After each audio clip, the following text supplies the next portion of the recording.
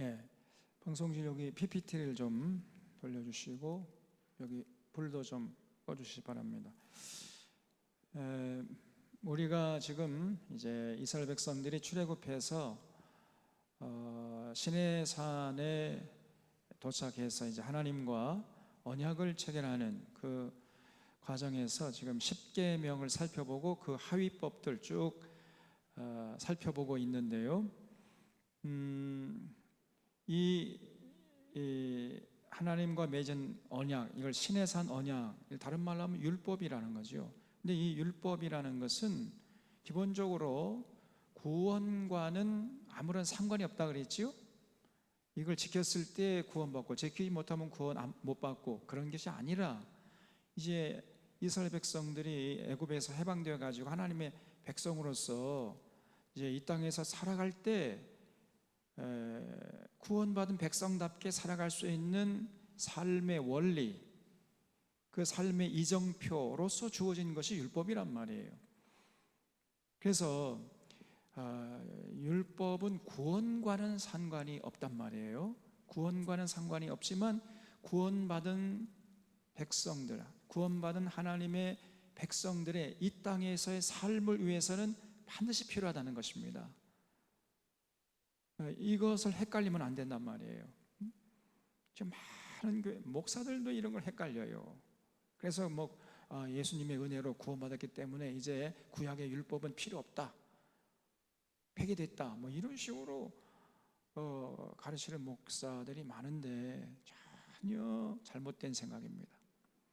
그래서 구원을 위한 목적으로 주은 것이 아니라 구원받은 이스라엘 백성들의 이 땅에서의 행복한 삶의 목적으로 주신 것이란 말이에요.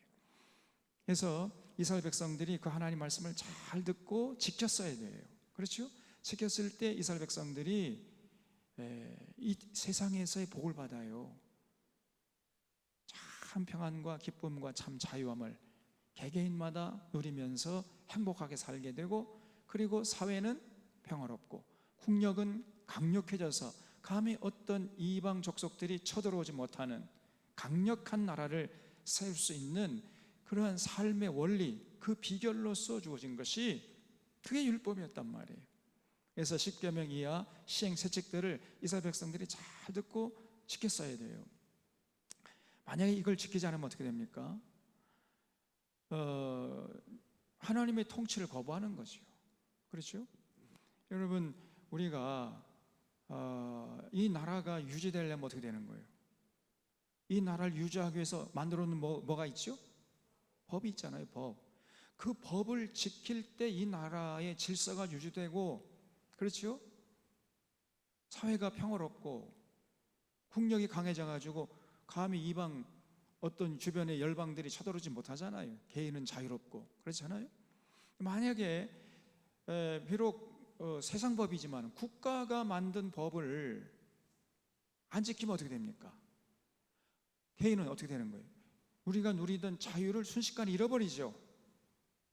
그 죄값을 감당하기 위해서 이제 감옥에 가야 되잖아요. 자유를 잃어버리지 않습니까? 그리고 많은 사람들이 그 국가의 법을 안 지키면은 그럼 국가의 질서가 무너지는 거 아니에요? 그러면 나라가 무너지는 거죠. 나라를 유지할 수가 없는 거 아닙니까? 이런 원리는 하나님 나라도 똑같은 거예요. 똑같은 거. 그래서 우리가 이 하나님과 맺은 이스라엘 백성들이 하나님과 체결한 시내산 율법을 지킬 때 이스라엘 백성들이 참 자유함을 만끽하고 참 평안과 기쁨을 누릴 수가 있었던 거예요. 그리고 하나님의 통치를 받아가면서 이스라엘이라는 그 하나님의 통치를 받는 나라가 평안하고 유지될 수 있었던 겁니다. 이걸 지키지 않았을 때 어떻게 되는 거예요? 이걸 지키지 않으면 그러면 이제 개인은 자유함을 잃으면 순식간에 자유가 사라져 버리는 거예요. 그리고 너나 나나 전부 다 안 지키면 어떻게 되는 거예요?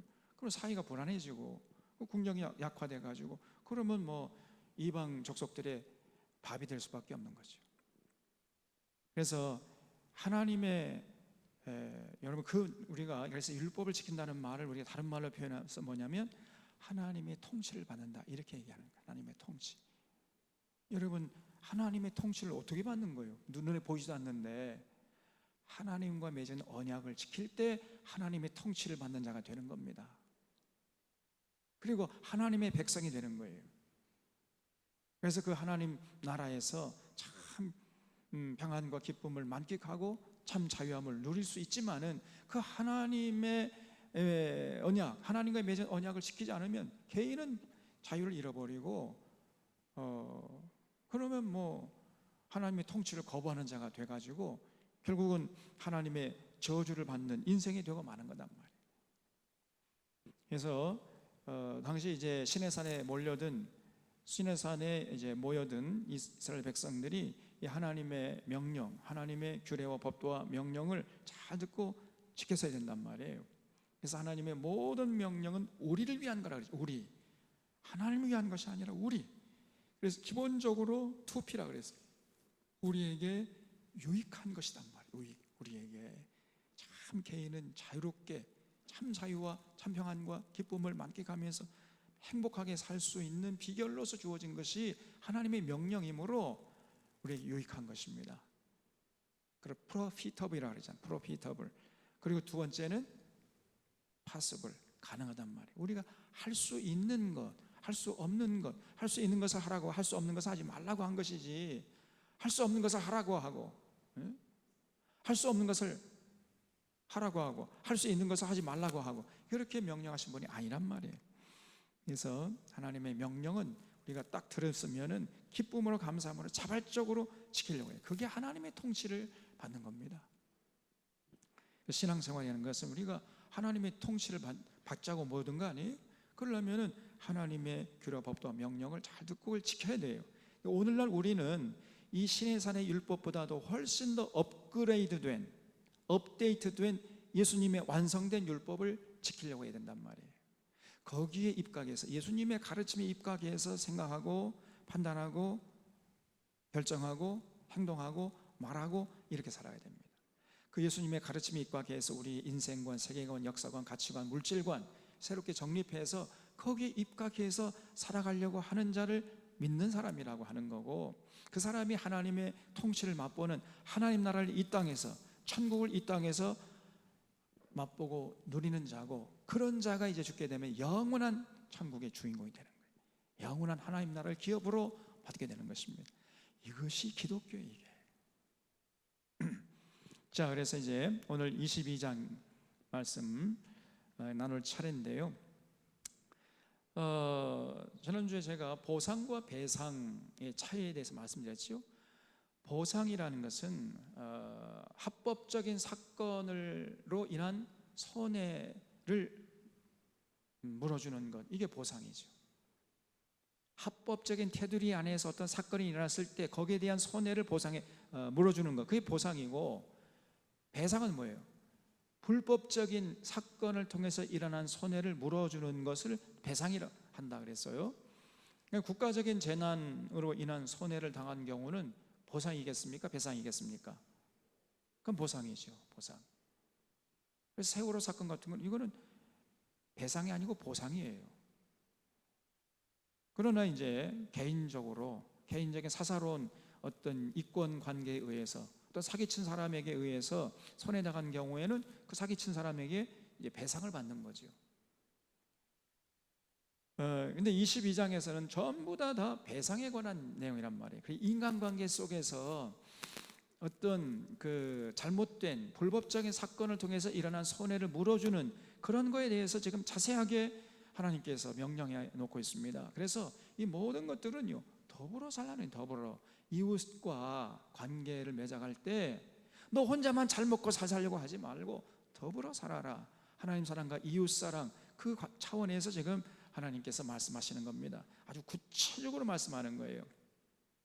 그래서 1절에 보면 사람이 소나 양을 도둑질하여 잡거나 팔면 그는 소 한 마리에 소 5마리로 갚고 양 한 마리에 양 4마리로 갚을지니라 그랬죠. 그래서 여러분, 만약에 그 도둑질한 경우에 이웃의 것을, 그래서 도둑질하다가 잡히잖아요. 그러면 그 소 한 마리, 소 5마리로 갚아라. 양 한 마리, 양 4마리, 5배 내지 4배, 4배 내지 5배를 갚아야 된다는 거예요. 그러니까 도둑질 하지 말라는 얘기죠. 도둑질 하다가 잡히면 어떻게 되는 거예요? 훨씬 더 큰 피해가 크니까. 그리고 2절에 보면 도둑이 뚫고 들어오는 것을 보고 그를 쳐 죽이면 피 흘린 죄가 없으나 해 돋은 후에는 피 흘린 죄가 있으리라. 도둑은 반드시 배상할 것이나 배상할 것이 없으면 그 몸을 팔아 그 도둑질한 것을 배상할 것이요 그랬죠.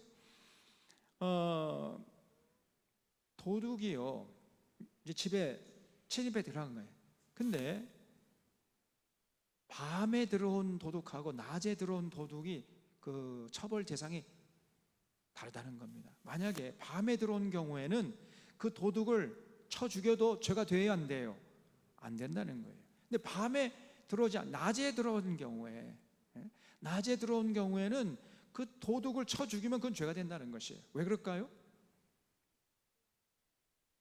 그거는 죄값을 너무 많이 물게 하는 거 아닙니까? 그거는 이걸 뭐라고 해요? 과잉 방어예요. 과잉 방어. 밤에 들어오는 경우에 캄캄하니까, 우리처럼 옛날에 뭐 불이 있겠습니까? 밤이 되면 해가 지면 캄캄, 아무것도 안 보여요. 그러니까 지금 도둑이 도둑인지 그냥 좀도둑인지 아니면 강도인지 아니면 암살자인지 아무도 모르잖아요. 그러니까 그럴 때는 무조건 죽여도 그거는 죄가 안 된다는 거예요. 이거는 정당방위예요. 그러나 낮에 들어온 경우에 저 사람이 지금 좀도둑인지 강도인지 암살자인지 알 수 있잖아요. 그런 경우에 그 사람을 쳐 죽이면 그거는 과잉방어지요. 절대 정당방위라고 방어라고 할 수가 없어요. 우리 하나님이요 이렇게까지 자세하게 말씀해 놓으신 겁니다.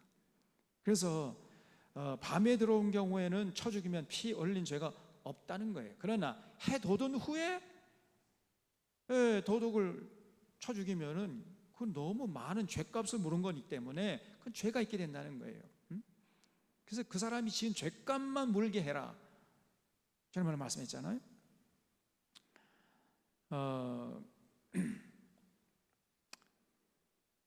그리고 여기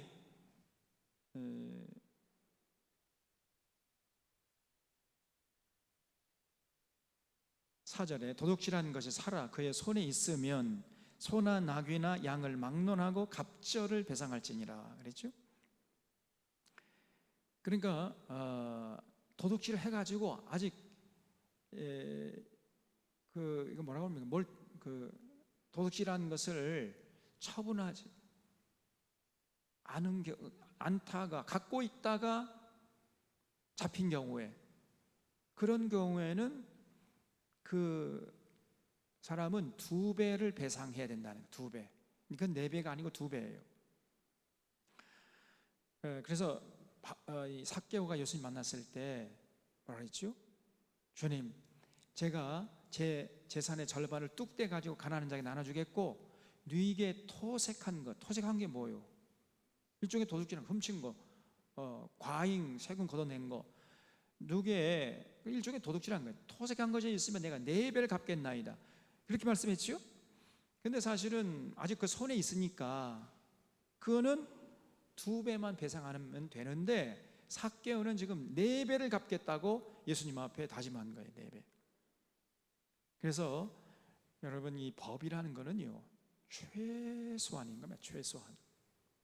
우리 믿는 자는 법 이상을 해야 돼요. 법 이하를 하면 그건 죄가 되는 것이고 법 이상을 해야 됩니다. 2배를 갚으라고 했지만은 4배를 갚겠다 이 정도 돼야 돼.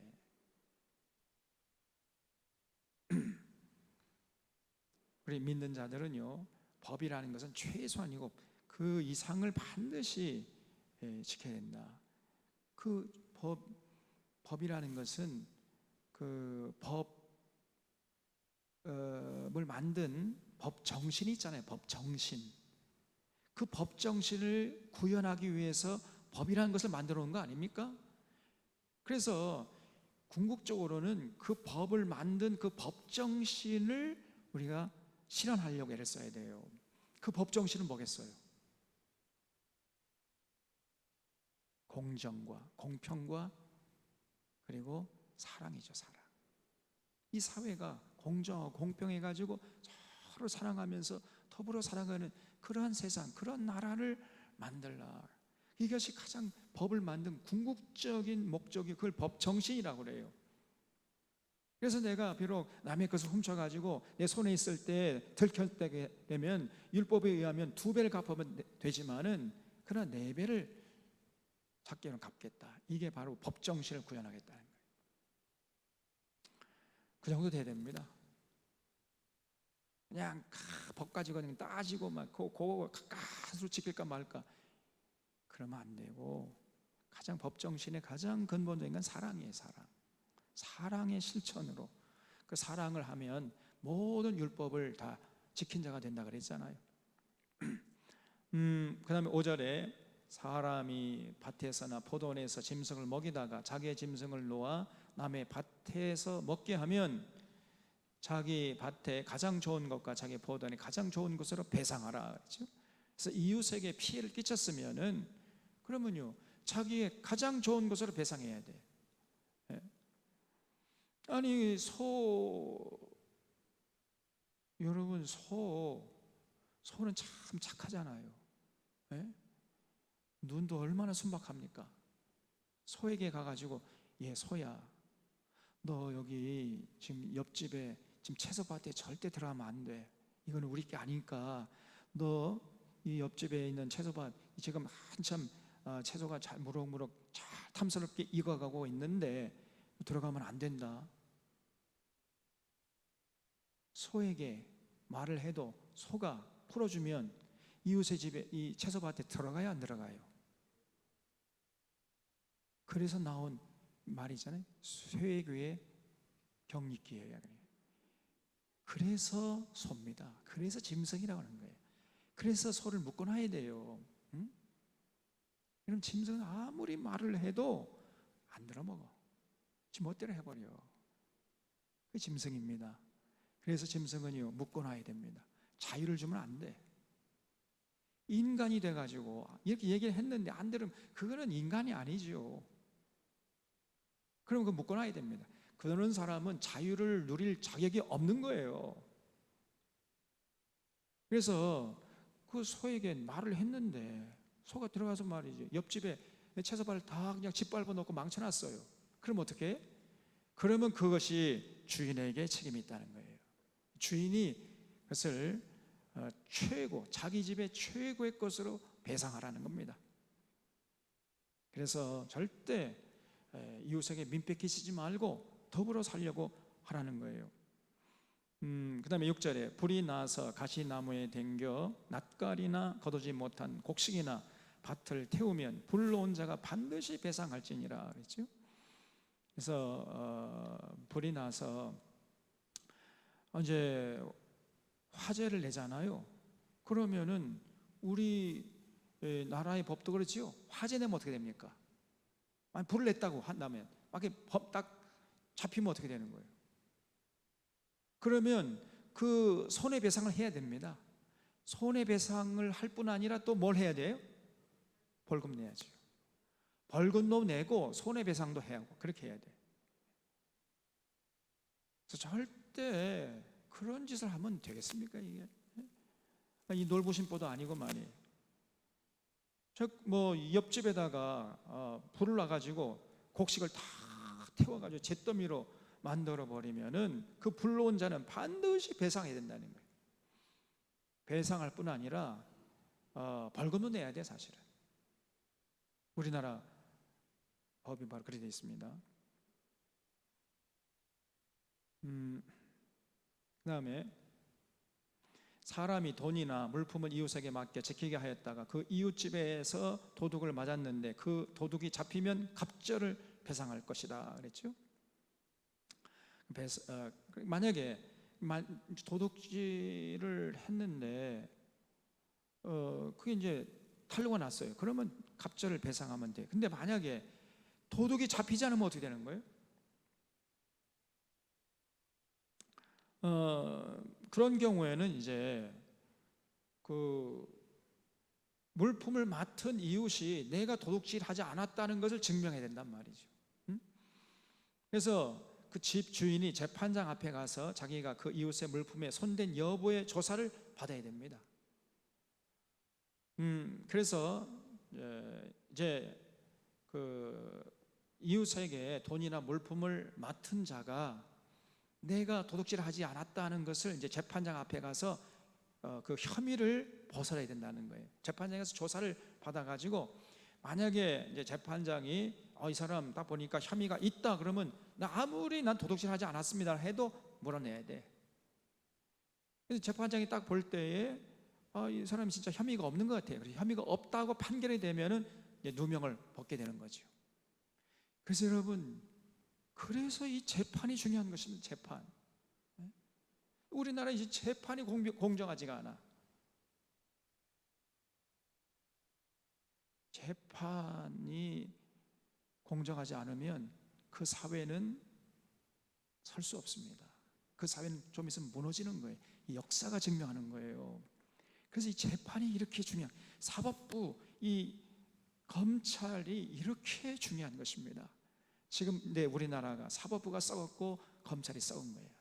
그래서 사법부 개혁을 한다고 그러고 지금 검찰을 개혁한다고 하는데 이렇게 저항이 센 것입니다. 검찰 개혁을 하고 검찰 개혁에 저항했던 놈이 지금 대통령이 됐잖아요. 완전히 검찰 공화국을 만들겠다는 것입니다. 자기 신복을 이제 법무부 장관으로 임명을 하고 그 다음에 검찰총장도 임명할 생각도 안 해 지금.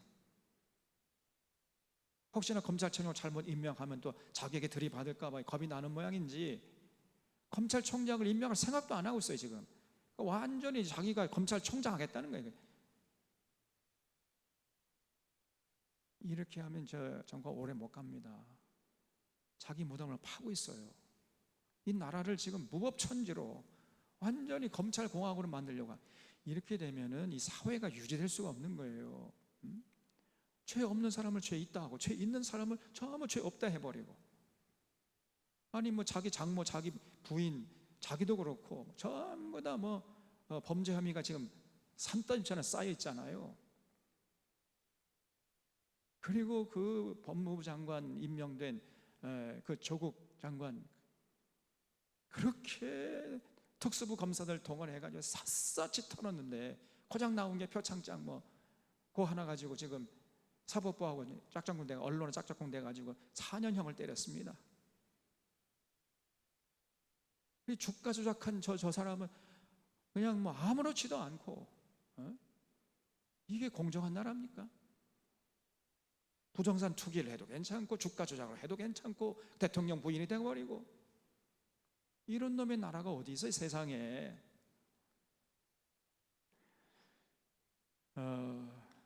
재판이 공정하지 않으면 누가 그 재판에 수긍을 하겠어요. 재판 결과에 전부 다 불만하고 그러면 이제 나중에는 폭동이 일어납니다. 그 사회 유지할 수 없는 거예요. 그래서 재판이 중요합니다. 재판이 엉터리가 되면 손해본 자가 패소하고 이익을 취한 자가 승소하게 되고, 그렇게 되면은 하나님의 공의와 정의가 무너지잖아요. 지금 이 나라가 지금 그런 형편이에요. 지금 억울한 자가 속출하고 있습니다. 여러분, 그대가 조국이라는 영화 좀 보세요.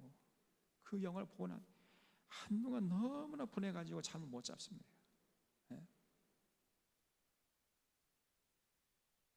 조국 같은 사람, 조국에게 했던 것처럼 지금 이 고위 공무원들, 대통령 이하 모든 장차관들, 장관들, 저 별똥별들, 그리고 국회의원들 한번 조사해 보라고 그래봐요. 한 사람도 조국보다 더 깨끗한 사람이 없다고 제가 장담을 합니다. 그 정도로 조국이 깨끗한 사람이었어요. 그런데 온갖 검찰과 언론과 이 기레기 쓰레기 같은 것들이 달라들어가지고 이렇게 한 사람을 그냥 막 한 사람을 그 한 가정을 짓밟아버렸지 않습니까? 이런 나라가 이게 제대로 된 나라냐 말이에요. 이런 나라는 얼마 못 가서 망합니다.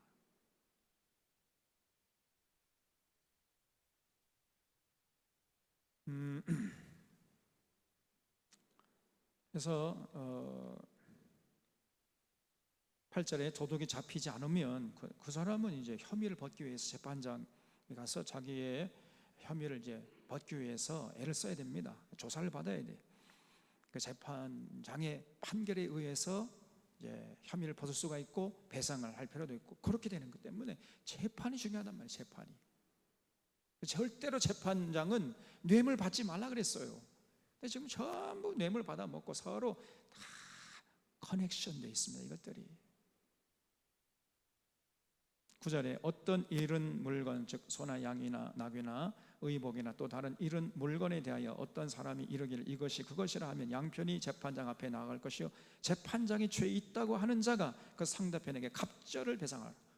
그 재판에 다 순종하라는 거예요. 재판에 순종하려면 재판이 공정해야 한다는 전제가 깔린 겁니다. 재판이 공정하지 않으면 누가 거기 순복하겠어요. 그래서 이 재판이 이렇게 중요한 것인데 지금 이 나라의 재판이 엉터리야. 검사가 이 기소 독점까지 수사도 하고 기소도 하고 이런 권한을 한 손에 다 쥐고 있으니까 검찰이 되면 무서울 게 없는 거예요. 자기들은 아무리 잘못해도 수사도 안 해버리고 기소도 안 해버려요. 그러니까 검찰의 기소율은 0.01%인가 그밖에 안 된대. 아무리 검사가 못된 짓을 해도 수사받지도 않고요 기소도 안 돼. 그러니까 재판에 갈 수가 없는 거예요. 그러니까 맘 놓고 불법을 저지르는 거예요 이게. 그리고 국민들을 위해는 법으로 때려잡는 것이요. 그러면 누가 거기에 순복하겠느냐 말이에요. 그다음에 10절에 사람이 나귀나 소나 양이나 다른 짐승을 이웃에게 맡겨 지키게 하였다가 죽거나 상하거나 끌려가도 본 사람이 없으면 두 사람 사이에 맡은 자가 이웃의 것에 손대지 아니했다고 여호와께 맹세할 것이요 그 임자는 그대로 믿을 것이며 그 사람은 배상하지 아니하려니와. 야, 그렇죠. 서로 신뢰관계를 전제하고 있는 거예요. 그래서 아니 어떤 주인이 이웃에게 소나 양이나 나귀를 맡겼는데 갑자기 죽거나 상해가지고 아니면 끌려가가지고 뭐 어디로 사라져버렸단 말이야. 아무도 본 사람이 없어. 그럴 때는 그 짐승을 맡은 사람이 주인에게 가지고 나는 하나님께 맹세하건대 내가 절대로 이런 사건에 관여하지 않았습니다 라고 맹세하라는 거예요. 그러면 그 맡긴 주인은 그 맹세를 어떻게 하라고요? 받아주라는 겁니다. 믿어주라는 거예요. 그러니까 이웃과의 철저한 신뢰관계를 전제하고 있는 거죠. 근데 12절에 만일 자기에게서 도둑 맞았으면 그 임자에게 배상할 것이며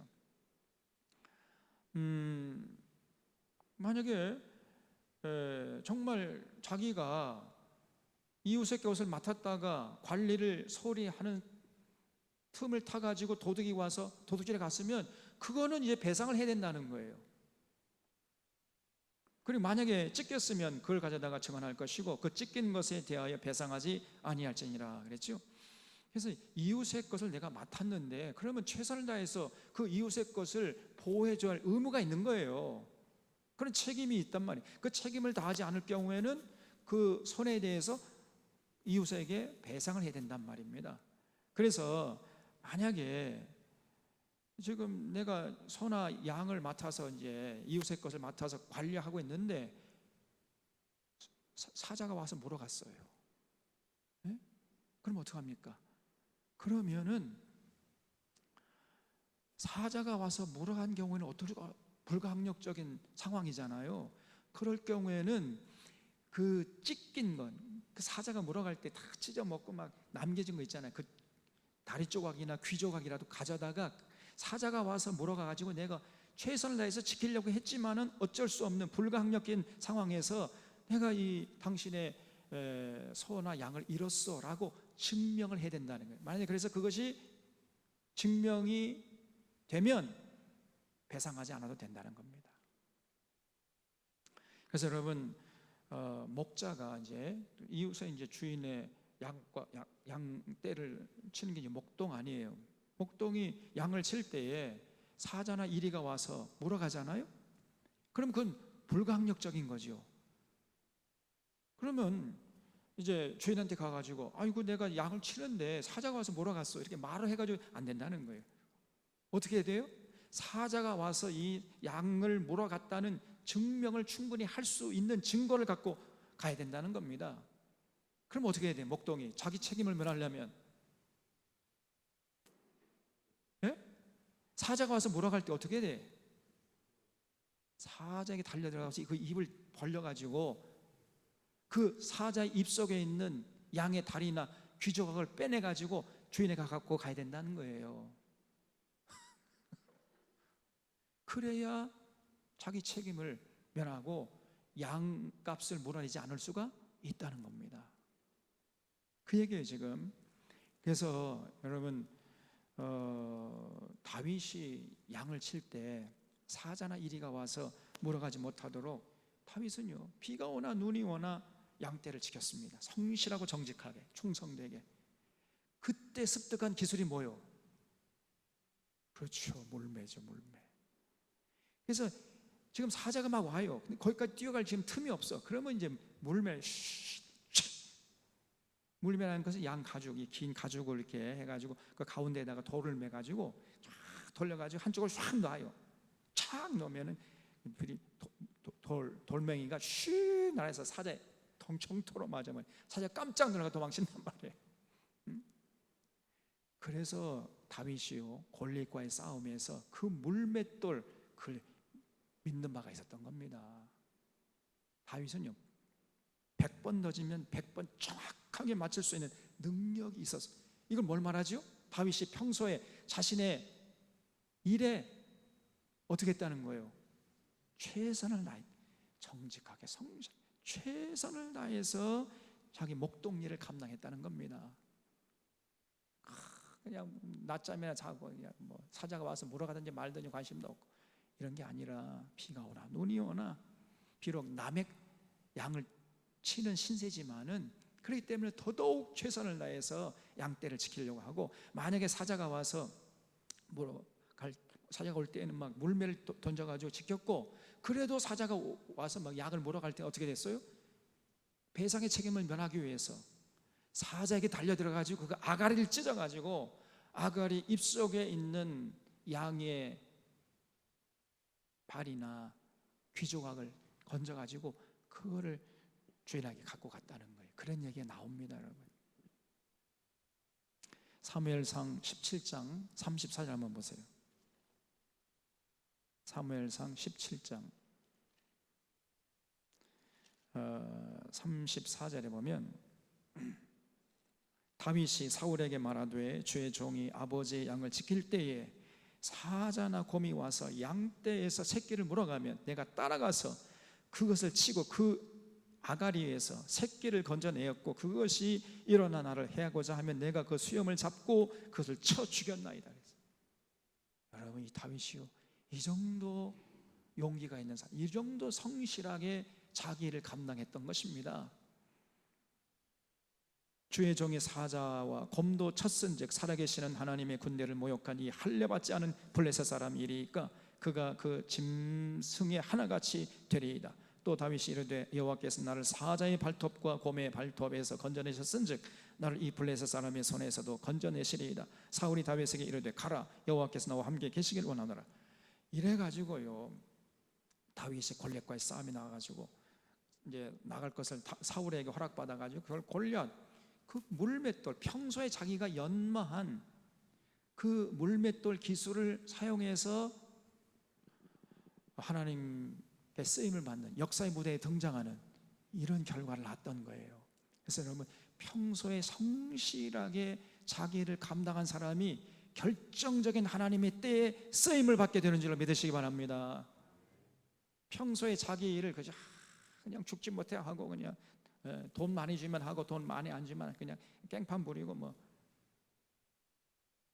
이렇게 억지로 마지 못해서 죽지 못해서 이런 사람은 절대 결정적인 하나님의 때에 절대 쓰임받지 못합니다. 평소에 성실하게 정직하게 충성되게 자기 일을, 내가 하는 이 일을 하나님께서 내게 맡기신 일이다. 원래 직업이라는 게 보케이션이냐, 보케이션. 이게 바로 사명이라는 뜻이에요. 사명. 하나님이 주신 이 사명으로 알고 최선을 다해서 자기 일을 감당하는 사람이 결국은요, 결정적인 순간에 하나님께 쓰임 받는 겁니다. 그래서 지금 다윗이 그렇게 이제 이 율법대로 하기 위해서 사자에게 달려 들어가 가지고 그냥 아가리를 찢어 가지고 그 입속에서 양의 다리 조각을 건져내 가지고 그렇게 갖다 바칠 정도, 그렇게 자기가 최선을 다했다는 거예요. 그때 얻은 기술이 이 물맷돌 기술. 그걸 가지고 다윗이 결정적인 역사의 그 사건을 담당하는 주인공이 돼 가지고 역사의 무대에 찬란하게 등장하게 됐던 것입니다. 그래서 여기 14절에 만일 이웃에게 빌려온 것이 그 임자와 함께 있지 아니할 때에 상하거나 죽으면 반드시 배상하려니와 그 임자가 그것과 함께 있었으면 배상하지 아니할지니라. 만일 새낸 것이면 새로 족하니라. 그 이웃에게 이제 빌려온 왔는데 그 빌려온 임자와 함께 있지 않을 때 상하거나 죽으면은, 그러면은 이제 그건 배상해야 된다는 거예요. 근데 임자가 함께 있을 때 상하거나 죽게 되면은 그 주인이 받잖아요. 그래서 그 빌려준 사람에게 책임이 없다는 것을 눈으로 목격했으니까 배상할 책임에서 자유로울 수 있다는 거예요. 그래서 뭐 임자와 함께 있을 때는 뭐 죽었으니까 그 정도는 이제 배상할 필요가 없고, 만약에 이웃에게 이제 세를 주고 빌려온 것이라면 세 낸 것 더 이상 배상할 필요가 없다, 그런 얘기죠. 그 다음에 이제 16절에 보면 사람이 약혼하지 아니한 처녀를 꾀어 동침하였으면 납폐금을 주고 아내를 삼을 것이요. 이 납폐금이라는 것은 일종의 결혼 지참금입니다. 결혼 지참금. 아니, 약혼하지 않은 처녀를 꾀어가지고 동침했으면 그러면 이제 결혼을 해야 된다는 거예요. 아내로 맞이하라는 것입니다. 그래서 아내로 맞이할 때 그냥 맞이 안 하면 맞이하면 안 되고 그 결혼 지참금을 그 아버지, 그 부모에게 드려야지요. 만약에 그런데 그 처녀의 아버지가 딸을 그에게 주기를 거절하면 그는 처녀에게 납폐금으로 돈을 낼지니라. 가만히 보니까 이 처녀 아버지가요, 저놈 저 딸을 줬다가는 딸이 고생할 것 같아, 저 논팽이 같은 놈에게 내 딸을 줘? 안 된다. 그러면은 그냥 결혼 지참금만 주고 거기서 끝내라는 겁니다. 그 아내를 얻지 못하는 거죠. 그건 여러분, 그 사랑한다고 해가지고 뭐 이렇게 따라다니다가 성추행, 결국은 성폭행까지 하고 이런 사람이 있잖아요. 절대 그런 짓 하면 안 됩니다. 그리고 어떤 성폭행을 한 다음에 그 다음에는 또 입을 싹 씻어요. 또 다 그런 거지 뭐 그러면서. 그건 사랑이 아니고 욕정이죠, 욕정. 여러분, 이건 큰 죄가 되는 겁니다. 그래서 이제 이 사람이 아주 눈에 들었는지 막 따라다니다가 그냥 처녀가 자기 말을 안 들으니까 그냥 달려 들어가가지고 그냥 먼저 이제 성폭행을 했다 칩시다. 그런 다음에 아이고 내가 그랬으니까 이제 어차피 내 아내가 되어 주세요, 이렇게 하는데 웬만한 사람 같으면은 이제 사람 봐가지고 아이고 그 아버지가 어차피 그렇게 됐으니까 딸을 주겠다 이렇게 해야 되는데, 아버지가 가만히 보니까 저놈 줬다가는 그 이후에 자신의 딸이 고생할 것 같아요. 그래서 안 된다. 그러면은 돈을 물어내라는 겁니다. 오늘날 어떻게 됩니까? 만약 그런 경우에는 오늘날 우리의 법으로는 그건 성폭행범이죠. 그건 감옥 가야 돼. 그건 형사처벌 받아야 됩니다. 그 다음에 18절에 너는 무당을 살려두지 말라 그랬죠. 여러분, 이거는요 우상을 섬기지 말라는 계명에 정면으로 위배되는 거잖아요. 그래서 무당이 살려두지 말래. 살리지 말면 뭐예요? 죽이라는 것이요. 무당은 때려 죽여라. 이 하나님 명령입니다. 근데 오늘날 많은 목사들이 무당의 후원을 받는 저 후보를 지지해가지고 그가 대통령이 됐습니다. 참 기가 막혀요. 다른 사람들은 몰라. 절대로 이 목사가 어떻게 무당의 심취해 있는 자를, 무속에 심취해 있는 자를 지지할 수 있습니까, 여러분? 그러고도 목사요?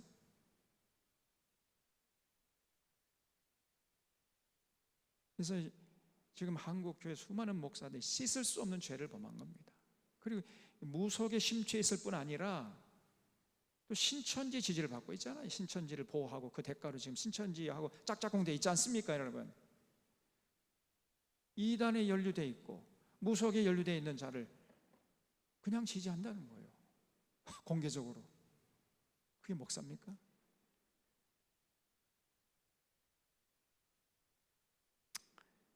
이런 하나님의 명령을 정면으로 위배하는 거예요, 지금. 19절에 짐승과 행음하는 자는 반드시 죽일지니라 그랬죠? 이걸 수간이라고 그래요. 수간. 아니 어떻게 사람하고 짐승하고 성적인 관계를, 과거에도 이런 게 있습니다. 지금부터 이게 4,000년 전에 하나님의 명령인데 4,000년 전에도 그런 짓을 했던가 봐요. 사람하고 짐승하고 교합을 해. 이런 거는 살려주면 안 된다는 거예요. 반드시 죽여라. 그리고 여호와 외에 다른 신에게 제사를 드리는 자는 멸할지니라. 그렇죠? 우상 숭배죠. 여호와 외에 다른 신은 건 잡신 아니고 우상 아닙니까? 그래서 이거는 제1계명, 제2계명, 제3계명을 위배하는 아주 중죄입니다. 나 외에 다른 신을 만들지 말라 그랬죠.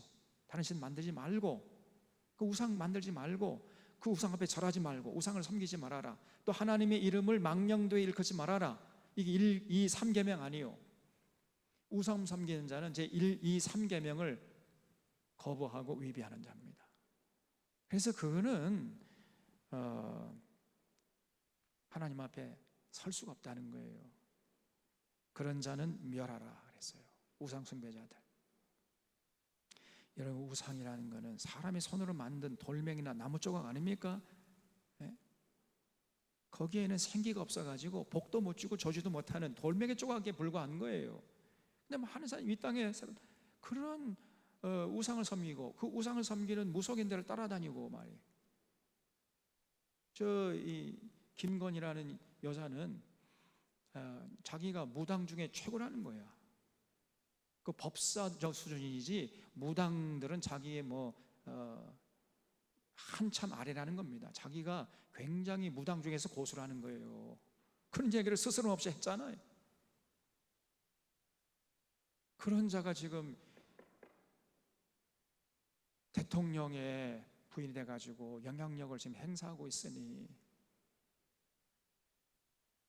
이러한 악한 기운, 악한 영향이 어디까지 뻗쳐질지 가늠할 수가 없어요. 그래서 이 나라가 지금 걱정이 되고 불안하게 되는 겁니다. 여기에 목사들이 앞장서서 그거를 길을 다 닦아줬단 말이에요. 이 죄는 씻을 수가 없는 죄입니다.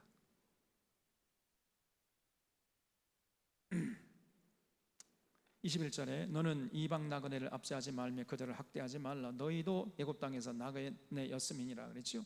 그래서 개구리 올챙이적 시절을 생각해서 너도 옛날에 참 이 애굽 땅에서 나그네였잖아. 나그네로 서름을 당했잖아. 그러니까 이제 가나안 땅에 정착하거든 이방의 나그네들을 압제하지 말아라. 그들을 보호해주고 지켜줘라. 이렇게 하나님이 명령한 거예요. 그래서 나그네와 과부나 고아 그 해롭게 하지 말고 그들도 먹고 살 수 있도록 도와줘라. 이렇게 명령하신 것입니다. 그래서 더불어 살라, 더불어. 여러분, 그 과거의 이스라엘은 핍박받은 민족이었잖아요. 엄청나게 핍박받았습니다. 2000년 이상 이 이스라엘 민족이. 그러나 지금 어때요? 지금은 프랑켄슈타인이 돼가지고요, 오히려 지금 수많은 민족들을 핍박하는 민족이 되었어요. 지금 개구리 올챙이적 시절을 전혀 생각하지 않고 있는 겁니다. 유대인들이. 미국의 상류층 대부분이 지금 유대인이에요. 특히 미국의 월가를 대표하는 미국의 경제계, 그건 거의 대부분 유대인들입니다. 유대인들이 이 미국의 경제를 주름잡고 있다는 것은 세계 경제를 주름잡고 있다는 얘기나 똑같은 거잖아요. 이 정도로 파워가 있습니다, 여러분. 미국 유대인들은요, 경제뿐 아니라 경제, 정치, 또 언론, 방송, 학계 전부 다 유대인들이 잡고 있다고 봐야 돼. 그 정도로 파워가 셉니다. 유대인의 파워 대단합니다, 여러분. 미국의 FRB라는 게 있어요. FRB, Federal Reserve Board라고, 미국 연방준비이사회. 이 FRB에서 미국의 금융 정책을 결정하는 거, 기준금리를 결정하는 거잖아요. 미국에서 기준금리를 결정하면 금방 우리나라에게 영향을 미쳐가지고 우리나라 경제를 좌지우지하고 있습니다. 그래서 미국이 감기 들면 우리나라는 무슨 말이 있죠? 미국이 감기 들면 우리나라는 독감이 들어요. 미국이 재채기하면 우리는 독감 된다, 그런 격언이 있습니다. 미국에 한마디만 하면 우리나라가 그냥 휘청휘청거리는 거예요. 결국은 경제 식민지란 말입니다, 여러분, 우리나라가. 근데 그 FRB의 의장이 거의 대부분 유대인들입니다. 그래서 유대인들이 지금 미국의 금융정책을, 또 세계의 금융정책을 좌지우지하고 있다고 봐야 돼요. 그래서 조금 좀 돈이 되는, 조금 성장하는 기업에 여러분 딱 투기 자본 한 머니가 들어와 가지고 이제 주가를 올려요. 그러면 개미 투자자들이 다 야, 주가 오르니까 우리도 주가 사자. 어느 정도 딱 올라가면 이제 먼저 딱 주식을 팔고 빠져요. 그러면 주식의 주가가 폭락하지요. 그러면 개미 투자자들만 손해 보는 거예요. 그러면 이 사람들은요, 그냥 가만히 앉아가지고 컴퓨터를 클릭 해가지고 하루아침에 수백억, 수천억을 그냥 벌어지는 거란 말이에요. 전 세계에 이런 짓을 하고 있습니다. 이게 신자유주의라는 거예요. 그래서 지금 세계 경제를 쥐락펴락하는 것이 미국이고, 미국의 그 핵심이 바로 유대인들입니다. 그리고 그냥 또 금융계뿐 아니라 이 무기, 방산업체 거의 대부분 유대인들이에요. 그래서 이스라엘도요, 이스라엘의 그 수입의 4분의 1이 무기 수출로 얻은 수입입니다. 이게 미국의 이스라엘의 GNP의 4분의 1이 무기를 수출해 가지고 얻은 수입이에요. 4분의 1은 무기 수출, 4분의 1은 농산물 수출, 그다음에 4분의 1은 다이아몬드, 4분의 1은 또 관광 수입, 이렇게 되어 있습니다. 이스라엘의 수입이 4분의 1, 네 가지의 큰 수입원이 있는데 그 중에 하나가 무기 수출이에요. 이게 전부 미국과 연계가 되어 있는 겁니다. 전 세계에 이 사람들은 어디선가 전쟁이 터져야 돼. 피를 먹고 살아가는 나라란 말이에요. 이걸 군산복합체라고 그래요. 군산복합체. 미국이라는 나라가요, 전쟁이 어디 지구상에서 어디 한 군데 터져야 돼. 아니 전쟁이 안 나면 어떻게 되는 거예요? 전쟁을 일으키게 만드는 겁니다. 그래서 전쟁이 어딘가에 터져야 미국 경제가 돌아가는 거예요. 이게 군산복합체라는 거예요. 미국 경제가 그래요. 그래서 이 미국이라는 나라를 너무 좋아하지 마세요. 미국이란 아름다운 밑자서가 미국이란 그 나라를, 그 이름을 쓰는 나라이 대한민국밖에 없어요. 다 쌀밑자서입니다. 쌀밑자. 그래서 반드시, 아니 아무리 힘이 없고 그런 사람들 도와줘야지요. 이 나그네나 과부나 고아 이런 사람을 도와줘가지고 더불어 같이 살라고 하는 것이 하나님의 명령인데, 조금 힘이 있으면 막 군림해가지고 찍어 누르는 것입니다. 그럼 정글의 세계가 되어버리잖아요. 절대 그런 짓 하지 말라. 절대 갑질하지 말라. 이게 하나님의 특별 명령이에요. 근데 지금 이 유대인들이 이런 하나님의 명령을 예사로 무시하는 겁니다. 그 다음에 여러분 22절에도 과부나 고아 억울한 사람 없도록, 그래서 23절에 내가 만일 그들을 해롭게 함으로 그들이 내게 부르짖으면 내가 반드시 그 부르짖음을 들으리라 그랬죠. 그래서 억울한 사람이 생기면은 어떻게 됩니까? 그 억울하다는 사실을 막 외쳐야 돼. 여러분, 이 사람이 지금 억울함을 당하고 있습니다. 이렇게 억울한 짓 당하도록 놔두면 안 됩니다 라고 주변 사람들도, 본인도 외쳐야 되지만 주변 사람들도 외쳐야 돼요. 외치지 않으면 어떻게 되는 거예요? 계속 그런 일들이 반복될 거 아닙니까? 예? 그러면 그렇게 갑질하는 사람이 자기가 갑질하는지도 모르면서 더 신나서 갑질할 거 아니에요. 그래서 그 억울함을 당하는 사람이나 그 주변에 있는 사람들이 지금 억울함을 당하고 있으니까 더 이상 그런 짓 하면 안 된다고 외쳐야 됩니다. 그래야 그런 불공평, 불공정이 사라질 거 아닙니까? 나는 아무 상관이 없다고 무관심하거나 무시하거나 뭐 나와는 아무 상관없어, 뭐 내 일도 아닌데 뭐 이렇게 무관심하게 되면 어떻게 되는 거예요? 나도 언젠가 당하는 것입니다. 저는요 늘 생각할 때 닭장을 생각해요. 닭장에 닭이 이제 잠을 잘 때 회대에 앉아서 자잖아요. 삭형이가 들어와요. 삭형이 들어와가지고 닭을 물어가. 그러면은 이 닭이요 이제 막 삭형이가 들어오니까 이제 자기가 막 아프잖아요. 물 뜯어 먹고 막 물 끌고 가니까, 그러니까 막 꺾여 막 바다닥거리면서 울 거 아닙니까?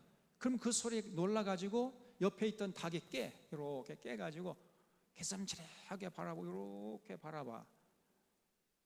옆에 이제 닭이 동료가 이제 죽어가는데 자기는 아무런 상관이 없다고 보고 다시 또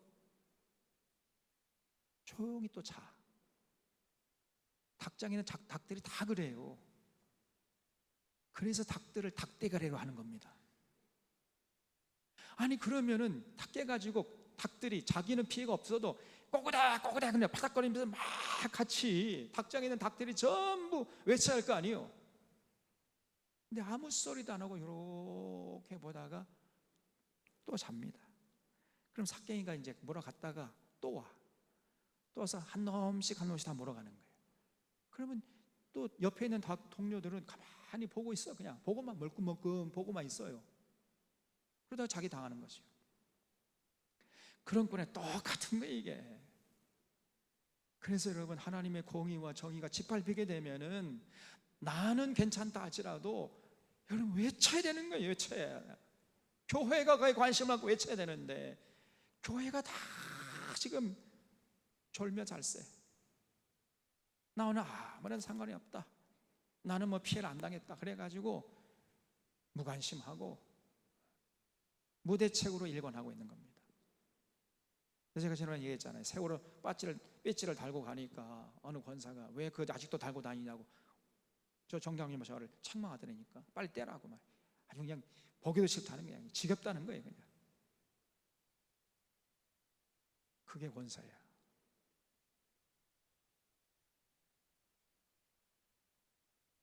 그게 바로 닭대가리입니다.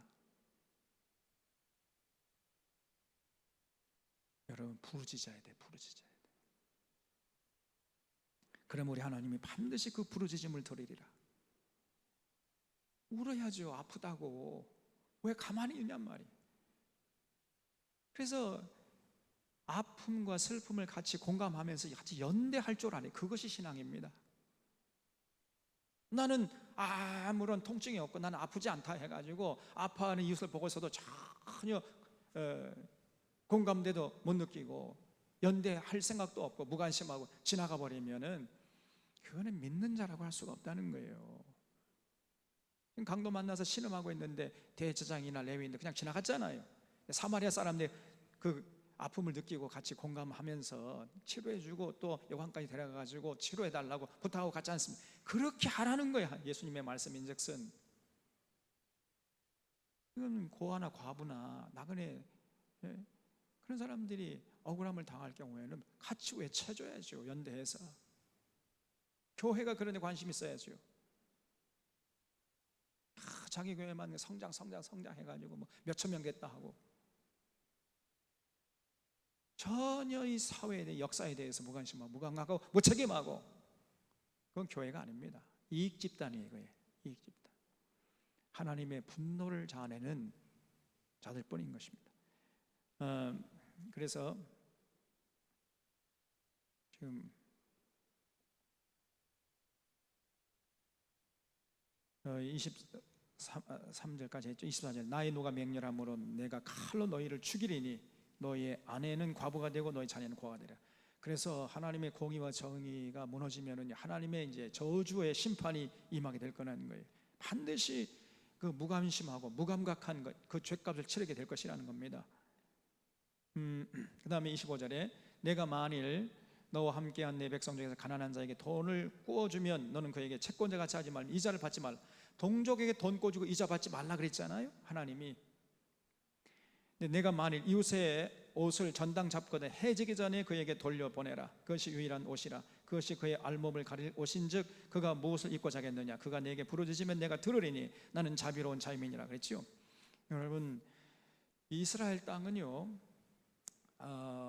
가난한 자는 옷 한 벌밖에 없어요. 근데 그 옷이 낮에는 햇빛을 가려줍니다. 밤이 되면 추위를 막아주는 거예요. 이불이 돼요. 그래서 그 가난한 자의 그 한 벌밖에 없는 옷을 전당 잡았을 때에는 원금을 갚든지 말든지 이자 갚든지 말든지 상관하지 말고 전당 잡은 옷을 돌려주라 그랬어요, 하나님이. 그래야 이 이웃이 얼어 죽지 않을 거 아니냐, 그렇게 명령하신 것입니다. 그래서 해지기 전에 반드시 그에 돌려줘라. 그것이 유일한 옷이라 그랬어요. 그의 알몸을 가릴 옷인즉 그 무엇을 입고 자겠느냐. 근데 당시의 이스라엘 백성들이요 아모스서를 보면은 그 전당 잡은 옷을 안 돌려주고 전당 잡은 옷 위에 누우면서 보라 마셔, 하나님께서 우리에게 보호 주셨다, 아멘 할렐루야, 그러면서 먹고 마시고 즐겼다는 거. 이것들이 그것이 아모스 시대의 모습이었습니다.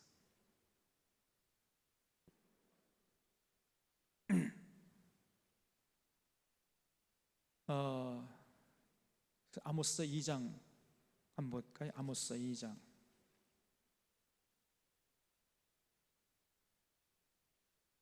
아모스서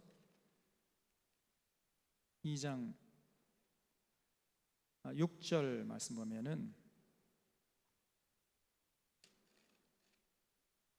여호와께서 이같이 말씀하시되 이스라엘의 서너 가지 죄로 말미암아 내가 그 벌을 돌이키지 아니하리니 이는 그들이 은을 받고 의인을 팔며 신 한 켤레를 받고 가난한 자를 팔았어요.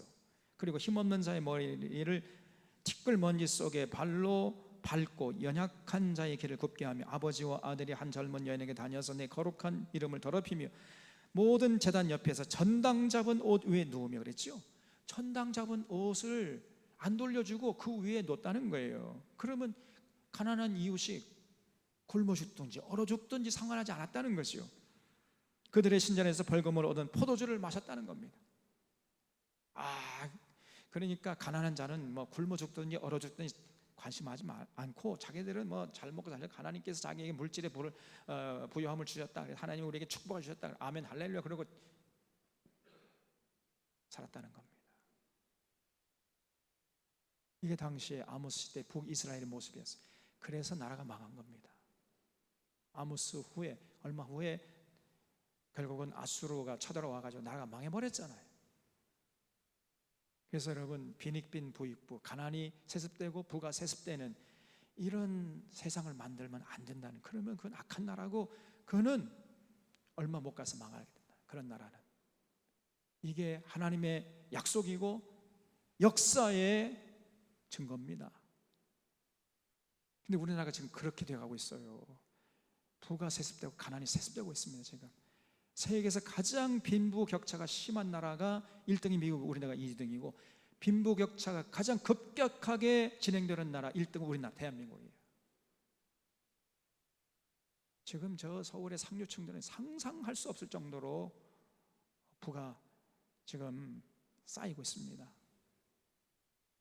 그리고 저 서울 그리고 지금 이 지방은 전부 다 경제가 다 파탄할 정도로, 이 지방은 이제 얼마 있으면 이제 소멸되는 그런 도시들이 많이 생긴다고 그러잖아요. 그래도 아무런 대책을 세우지 않아요. 유일하게 고민하면서 대책을 설려고 했던 정부가 이 노무현 정부인데, 이명박 정부 들어서가지고 싸그리 그 정책을 폐기시켜 버렸습니다. 그때 그 정책을 계속 계승했으면은 대한민국 골고루 잘 사는 나라가 됐을 거예요. 근데 이명박 박근혜 들어서가지고 싸그리 폐기시켜 버리고, 문재인이 조금 하려다가 뭐 다시 또 정권을 뺏겨 버리고, 또 다시 지금 저는 머저리 같은 놈이 들어가서 가지고 이 나라를 이끌어가고 있으니, 오늘인가요? 제가 보니까 원전 정책을 아주 어리석은 짓이다, 이렇게 평가를 했더라고요. 그러면 지금 전 세계 선진국들이 전부 다 어리석은 자들입니까? 지금 전 세계는 원전을 폐기하는 쪽으로 나가고 있거든요. 그리고 신재생 에너지 쪽으로 지금 투자하고 있는데, 그쪽으로 나가는 게 전 세계적인 추세인데 그게 어리석은 짓이래요. 여러분, 지금 원전이 이 나라 지금 원전이 좀 불안전하거든요. 이명박 때 이 정품을 안 쓰고 하품 막 중국산 갖다 쓰고 막 그래가지고 장차관들 다 잡혀갔었잖아요 그때. 그래서 지금 원전이 어디서 어떻게 언제 터질지 몰라요. 이 나라 원전이 터지면 어떻게 되는 거예요, 그래? 그래서 빨리 원전은, 여러분, 문재인 정부에서 원전을 폐기한다, 그 말 자체가 언론이 만드는 얘기고, 원전 폐기한다는 게 아니라 앞으로 2050년인가 이렇게 해가지고 서서히 원전을 줄여나가가지고 2050년도에서 완전 원전 제로로 만들겠다, 이런 것이었거든요. 근데 언론에서 원전 폐기한다 이렇게 해버리니까 국민들이 오해를 한 거지요. 원전 폐기했다는 얘기 아닙니다. 지금 수명이 다 된 원전들은 이제 더 이상 가동하지 않고 점점 원전을 줄여나가겠다, 이게 문재인 정부의 건전한 정책이었고, 그것이 세계적인 추세인데 그렇게 따라갔어야 되는데, 지금 그런 지금 윤 정부에서 완전히 폐기시켜가지고 원전을 활성화시키는 정책을 펴겠다는 거예요. 전 세계적으로 역행하고 있는 겁니다 지금. 그리고 만약에 이게 잘못되면 이 나라는 쑥대밭이 되어버리는 거예요. 돌이킬 수 없습니다. 이제 이 한민족이 역사의 무대에서 순식간에 사라질 수밖에 없단 말이에요, 여러분. 그런 위험한 이런 너무나 위험한 불장난을 저기 좀 하고 또 다시 하려고 하고 있단 말이에요, 여러분.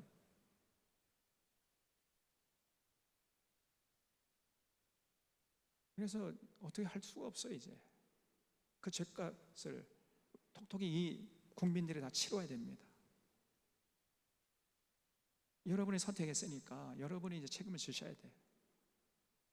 한번 당해보세요. 특별히 이제 한국 교회가 당해야 됩니다. 제가 생각할 때 이 나라가 이 민주주의를 누릴 자격이 아직 안 돼. 민주주의 좀 민도가 높아야 누릴 수 있는 거거든요.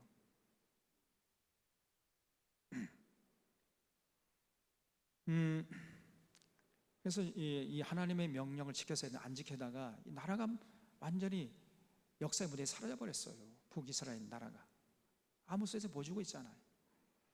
28절에 너는 재판장을 모독하지 말며 백성의 지도자를 저주하지 말지니라. 이거는요 전제가 있습니다. 재판장이 뇌물 받지 말아야 되는 거예요.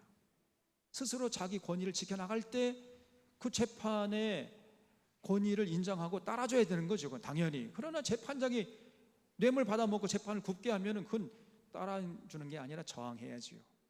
그런 얘기입니다. 백성의 지도자도 마찬가지예요. 백성의 지도자, 이 리더십이 건강할 때 따라주라는 얘기지, 리더십 병들었을 때 따라주라는 얘기가 아닙니다. 리더십이 병들었을 때 저항을 해야죠. 29절에 너는 내가 조사한 것과 내가 짜낸 집을 바치기를 더디하지 말지며 내 처음 난 아들들을 내게 줄지며, 그 초실절, 그래서 처음 얻은 열매를 하나님께 드려라.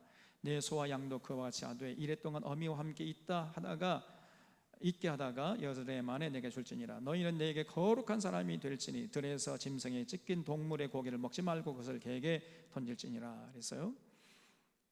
그래서 하나님의 모든 명령은 우리를 위한 것이고 우리가 할 수 있는 것이다 는 기억하고, 우리는 이 이스라엘 백성들에게 했던 시내산 언약보다도 훨씬 더 그 이상을 지켜야 돼.